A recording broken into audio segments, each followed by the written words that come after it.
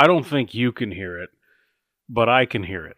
Right now, in my apartment building, there's a couple arguing. They've been going at it for the last 10 or 15 minutes or so. So we'll see how well my strength of focus is while I try to do this podcast, not be distracted by them, kind of eavesdrop and see what's going on, and also try to be an entertaining, informative, insightful, and maybe even funny podcast episode for you to listen to. Let's see how it goes.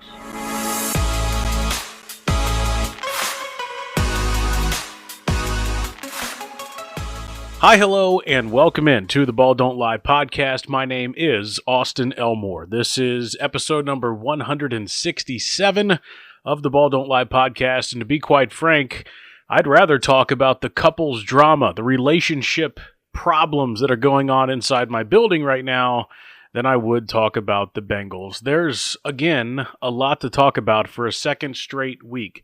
Let's start with this. The Bengals have been eliminated from playoff contention. They lost to the Baltimore Ravens in embarrassing fashion at Paycor Stadium, 24-0. It was the first time a Burrow-started game in the Burrow era has been a shutout for the Bengals. He hasn't been shut out as a starting quarterback since 2018, back when he was a starting quarterback at LSU. This was just a bad performance all the way around. But if we rewind to last week, right after I released this podcast, later on in the day on Wednesday is when Joe Burrow meets with the media. And that day, he was not himself. He was short. He was reflective. He seemed to have a lot on his mind. And that became the talking point of the entire week. And I think it kind of set the mood for the week. And the big thing was, Joe said, if I want to continue doing this, I got to figure out ways to have fun. If I'm not having fun, then what am I doing it for? And a lot of people took this to mean Joe Burrow doesn't want to play football anymore. Joe Burrow is about to pull an Andrew Luck, or maybe he's going to force his way out of Cincinnati, or any number of things became the topic of conversation. And while I think it was a mostly overblown story, that was my opinion going into Sunday. My opinion was Joe was on his 29th birthday, probably reflecting about life, had basically just been eliminated from the playoffs with their loss to Buffalo, didn't necessarily play well in the fourth quarter, and because of all that, and because of a crappy week and maybe a crappy day, and who knows what's going on, Joe just had a bad day. His words were taken and twisted and taken out of context. That was my opinion. I thought it was pretty overblown. And then we get to Sunday, and Joe doesn't perform well at all. Now, the first couple drives of the game, I'm thinking to myself, the Bengals are the better football team. They got inside the Baltimore 35-yard line, I think, 4 times, but couldn't score any points. There were multiple issues with the protections. There were guys running free right at Joe Burrow. There were passes thrown away that shouldn't have been. There were inaccurate passes. There were drops. It just looked like a collective, what are we doing out here type of vibe. And I get it. It was 0 degrees. It was below 0 with the wind chill in certain parts. And I get where you're coming from. Like, this is just miserable weather, but also you still have a hope. You still are alive in the playoffs.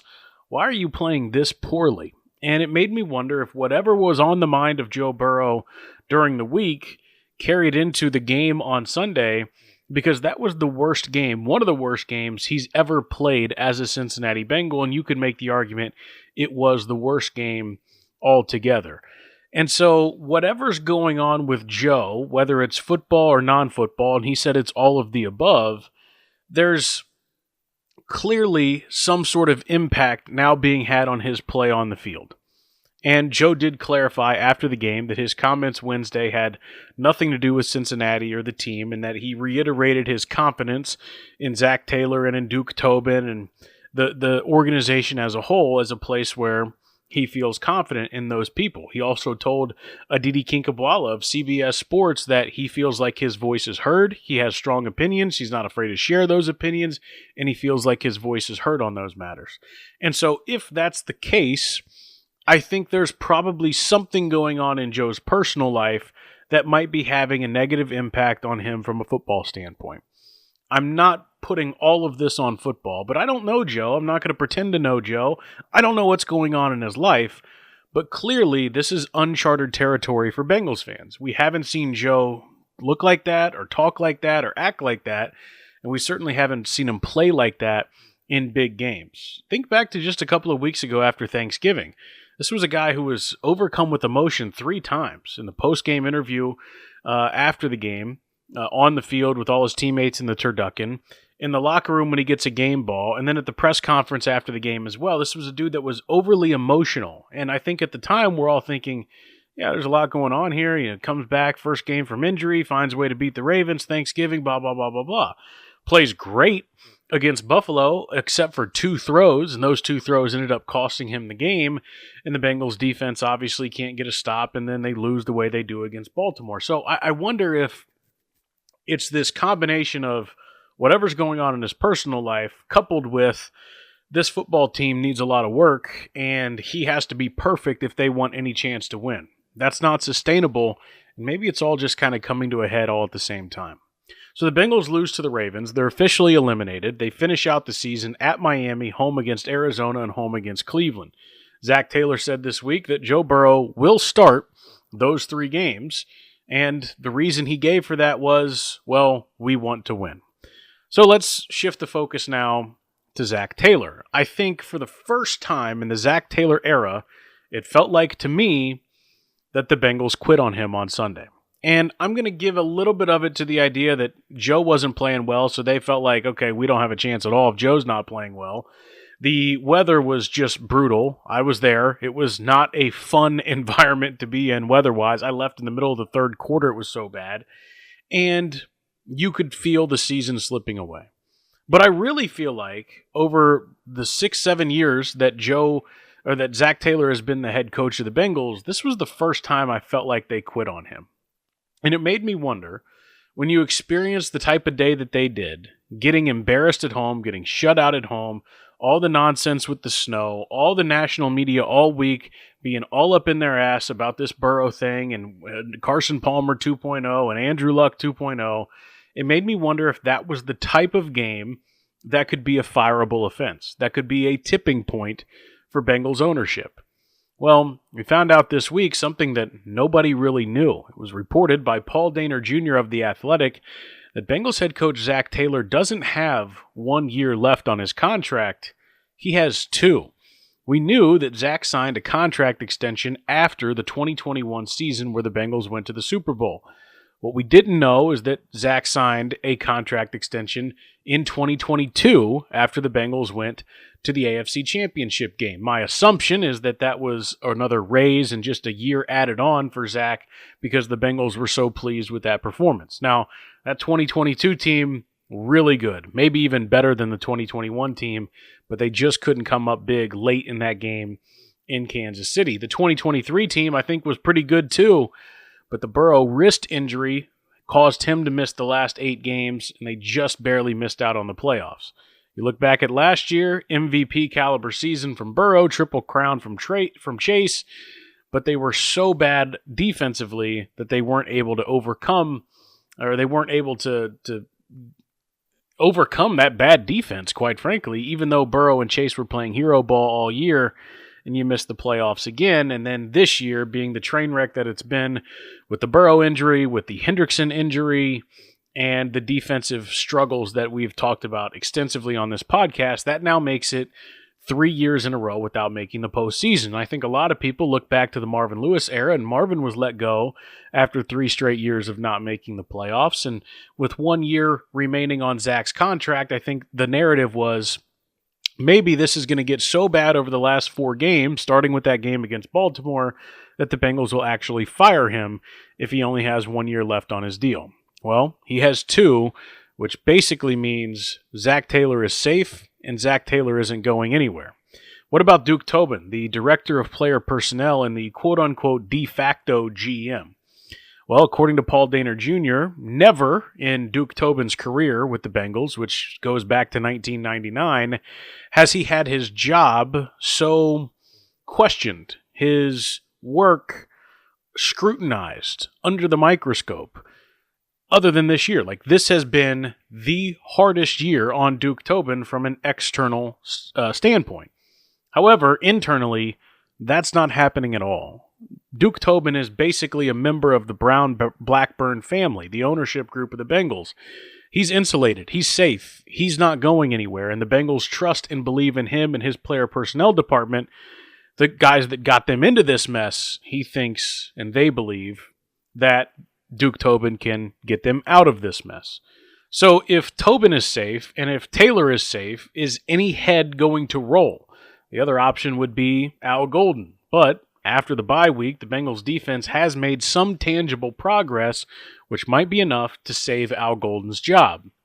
Internally, the belief is that everything is going to stay as is. Now, I would assume there will be some position coaches moving on. Some guys might get offensive coordinator offers. Some guys might go to a different franchise. Some guys' contracts might be up. I'm sure there will be change in some way, shape, or form with the Bengals coaching staff.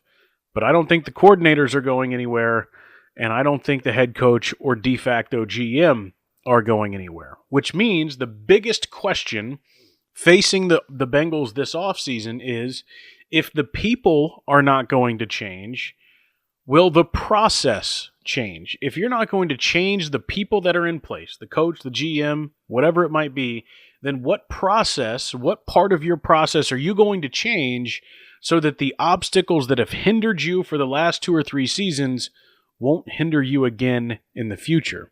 That's got to be the question of this Bengals offseason. A lot of Bengals fans are upset today. They're sad, not because they lost to the Baltimore Ravens, but because they feel like this franchise has no direction, and it feels like they don't have a leader in Zach Taylor that can get them to where they want to go. Now, truth be told, for me personally, I'm still quite fond of Zach, and I like Zach, and there are elements of Zach that I believe in, but I would have had a hard time making an argument for you to keep him. I understand there are enough pelts on the wall to look at it and say, okay, this is a guy who you can win with as a head coach. I get it. However, I think it's also fair to say, I don't know that the answer to the questions you're looking for are outside the building right now. I don't know that there's another head coaching candidate that fires you up the way, or is going to do more for you than Zach Taylor is going to do. I just don't feel like that guy is out there. I also think and know that Joe Burrow likes Zach Taylor. He's fond of Zach Taylor. And the running game has improved. The offensive line has improved. For the most part, the offense hasn't been the issue with the Bengals for the last few years. It's been the defense, and everybody will say that. But it's been Zach's decisions to fire Lou Anarumo, to hire Al Golden, to bench Logan Wilson, to move on from certain guys. And that's part of the story for Zach Taylor. But ultimately, it comes down to Mike Brown. Mike Brown is the chief decision maker with this franchise. He is the guy who is going to decide who stays and who goes. And while a lot of Bengals fans grew upset and uncomfortable and angry and mad at the Bengals based off that article written by Paul Dehner Jr. in The Athletic, I thought there was something in there that was interesting, which basically says there is a long history of the games at the end of the year mattering to the decision maker, Mike Brown, mattering to ownership. I've said earlier this year that you shouldn't allow the results of the final 7 or 8 games to lead you to forget what you saw in the first 10 or 11 games, and I stand by that. But I do think that Mike Brown looks at things in totality, and he is going to see his team face off against the Miami Dolphins, where the Bengals will be favored, the Arizona Cardinals, where the Bengals will be favored, and Cleveland, where I would assume the Bengals will be favored, even though Cleveland might have a good enough defense to make that a close game. So I worry a little bit that if the Bengals get some momentum going here at the end of the season, that's going to skew the plan for the Bengals in the offseason. The plan that they had last year was basically, hey, we got unlucky last year, so we're not going to get that unlucky again. We'll add a couple of guys, but it's not going to be a huge amount, and we're going to take care of T and Jamar and Trey, and everyone's going to be happy, and we're going to go right back to the playoffs. Well, it didn't work, and you can't blame another coordinator. You can't blame bad luck. You can blame poor play, poor coaching, and a lack of development. So how are the Bengals' plans going to change to get back to the postseason? Because it is a conversation for a reason when it comes to Joe Burrow. Joe, is getting compared to Carson Palmer and to Andrew Luck as a guy who went through all these injuries and eventually might just walk away from football like Luck, or a man who came to blows with Mike Brown like Carson Palmer because Carson didn't believe that Mike was in aggressive pursuit of a championship and wasn't exhausting every avenue to try to win. Carson and Mike saw team building and the operation of the franchise in a much different way. They came to blows over it, and now they don't really like each other even to this day. It ended poorly with Carson. And so the reason that this conversation even happens in the national media about Burrow potentially leaving or forcing his way out of Cincinnati is because there's precedent. It happened once before with Carson Palmer. We have seen an organization push a star quarterback to the edge to the point where he said he'd rather retire than play for the Bengals. Think back to Corey Dillon at that 2003 season. Corey Dillon at one point said he'd rather flip hamburgers than play for the Bengals. Former Bengals running back Zach Moss over the weekend said the Bengals are the worst organization in sports. The reason the narrative and the conversation exists is because there's precedent for this type of failure. And so it's a legitimate fear for Bengals fans to worry about the impact that the ownership and organizational philosophy can have on its star players. Jamar Chase said this week, something needs to change. I don't know what it is, but something needs to change. Burrow clearly is upset. He's not been afraid to show his emotions and make his opinions known, especially late in the season. I'm fascinated to see what Joe says this Wednesday. Today, if you're listening to this on release day, I'm fascinated to see his mindset going into the final 3 weeks. So there's a lot of balls up in the air right now for the Bengals. And this season, without a doubt, is a disappointment. You've got to figure out, if you're the Bengals, what is our standard and how do we meet that not only on the field, but off the field. Last year, they signed some free agents, they did some stuff, but it never felt like it was enough. They resigned to last season, 2024, being bad luck. Well, you can't go that route this year. You had bad players this year. How are you going to fix it? They're probably going to draft somewhere between number 8 and number 15 in the NFL draft. Is that a spot where you can get a franchise-altering player? I wouldn't say so, but you can get a good head start, especially with your early picks in the later rounds in the NFL draft. The Bengals have plenty of money, between $60 and $70 million, to be able to rebuild their defense, add depth on offense, and add those draft picks to the equation. But it's going to require an organizational commitment to an aggressive pursuit of a championship. And if you don't do that, that's seen by the national media, by the local media, and by the quarterback and his wide receivers and his teammates and everybody within earshot of this organization, that if you aren't exhausting every avenue to win a championship, then what really are we doing this for? Like Burrow said, if I'm not going to have fun doing this, then why am I doing it? And I think the same logic can be applied to the Bengals. If you're not going to try to win at all costs, then what really is the point? I've said many times, I believe that the Bengals are going in the right direction with ownership and with their mentality, and I believe they've changed on a lot of things. And I believe Mike Brown is more open-minded now than he's ever been in his life. And I still do believe that they are good people. I don't believe that they are bad people. I don't believe that they are stupid people, but I believe they're stubborn people. And I think there needs to be a change, and I think and I hope that they understand the magnitude and the gravity of this situation right now. This is a major crossroads for this organization.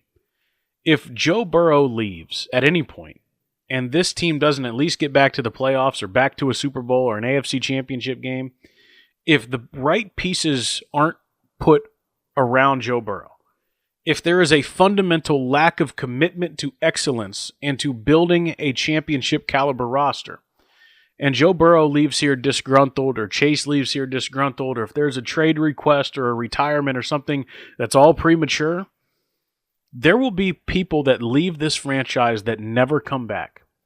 And we will be closer to the end of the Cincinnati Bengals than we ever have been before. When you think about stadium deals and people moving and all this other nonsense, there will be irreparable damage done to this franchise if they screw up the next 5 years. I hope they understand the magnitude of where they're at, because people are sick of their shit, and I don't blame them. Thanks so much for listening to this episode of the Ball Don't Lie podcast. If you like what you heard, please share it with somebody. Follow the podcast wherever you get your podcasts, and follow me on social media at Auty Elmore, AutyElmore. Thanks so much for listening. Talk to you again next week. As always, have fun, be safe, go Bucks.